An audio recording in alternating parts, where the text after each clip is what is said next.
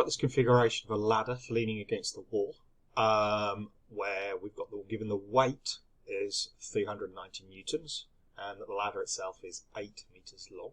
It's asking us to calculate the magnitude of the resultant force from the wall on the ladder. All right, so let's have a quick work through. What we've got then is, I'm actually going to draw this out just so we can refer back to it. So here's my brick wall.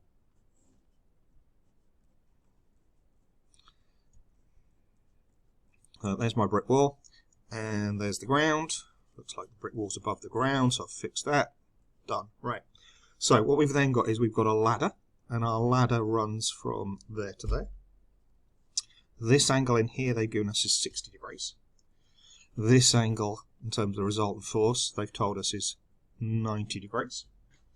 And they've told us the weight. Now the weight is going to be acting from the centre of mass, so that'll be 4 meters in. It'll be acting down with 390 newtons. And they've told us the total length of this ladder from there to there is actually 8 meters. So I think we've got everything, or all the key facts I can put down. Now they've told us this is actually in equilibrium. So from there we actually know that the resultant forces on the ladder must be 0, the resultant moments on the ladder must be 0.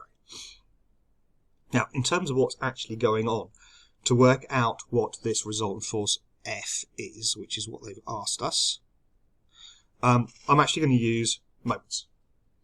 Now in the exam, the easiest way to do it would be just to rotate your diagram around and look at it like this. And what I'm going to be doing is I'm going to be considering the moments about this point here, which I'm going to label part A, and the other end of the ladder would then be part B. So I'd work them out the way. To help here, what I'm going to do is actually draw the whole thing out so we're very clear in terms of what's going on. So what I've got then is my 8 meter long ladder. And this is my point A that I'm considering this around. 4 meters in then, so halfway along the ladder at a distance of 4 meters. We have then got a weight acting down at 390, acting vertically down. So this right angle triangle, 60, 90, in here must therefore be 30 degrees. So therefore what's actually happening is this weight is acting over here, 390 newtons, at an angle here of 30 degrees. So the only other force we've really got to consider then is this one. So this one, F, is going up in that direction. Now if we look at this, what have we got? We know that that angle there, this is 60 degrees, this is 30 degrees, so this here must be 60 degrees, so that's a 60 degree angle in there. And this is our force F acting there. So literally all I've done is I've taken that and drawn it out slightly more clearly. As I say in your exam, it's not worth the grief of drawing this bit out. I just work straight from here. But I've done it to be slightly clearer. Okay, so what's going on then? Well, what we're going to have to do is work out the clockwise and the anti-clockwise moments, and I'm going to do them about this point A. So first off, what I've got to do is work out the components of these forces that are perpendicular to the ladder, because your moment is your force times by your perpendicular distance. So what we're going to do then is, let's consider this one first. So what I really want is the magnitude of this force going down here, because it's perpendicular to the ladder. So to work that out, we're going to do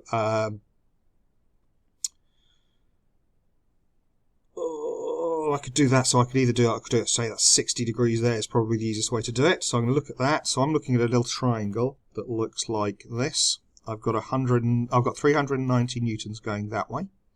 I've got that coming down, and that's at an angle of 60 degrees. And what I'm interested in is this component coming down here, which is the same as that component coming down there. And I'm going to do, right, so cosine of theta is adjacent over hypotenuse. So I know that the adjacent is h cosine theta, which is therefore going to be 390 cosine, is the adjacent there, of 60 degrees.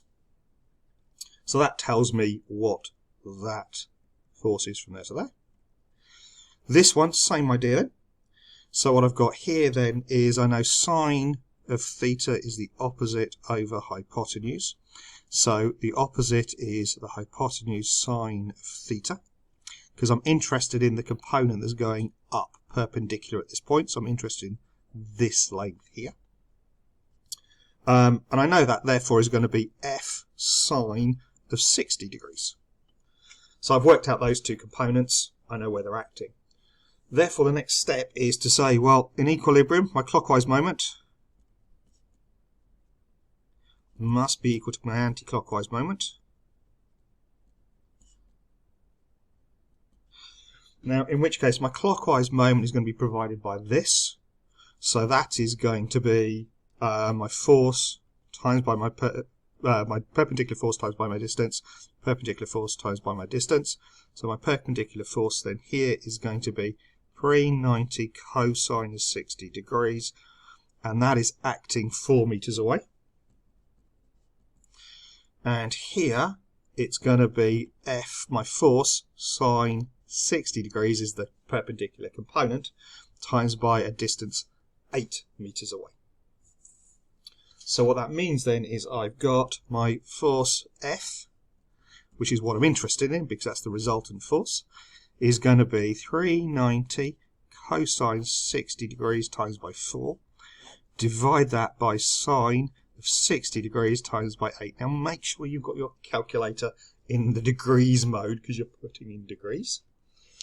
What that's going to give me then is 390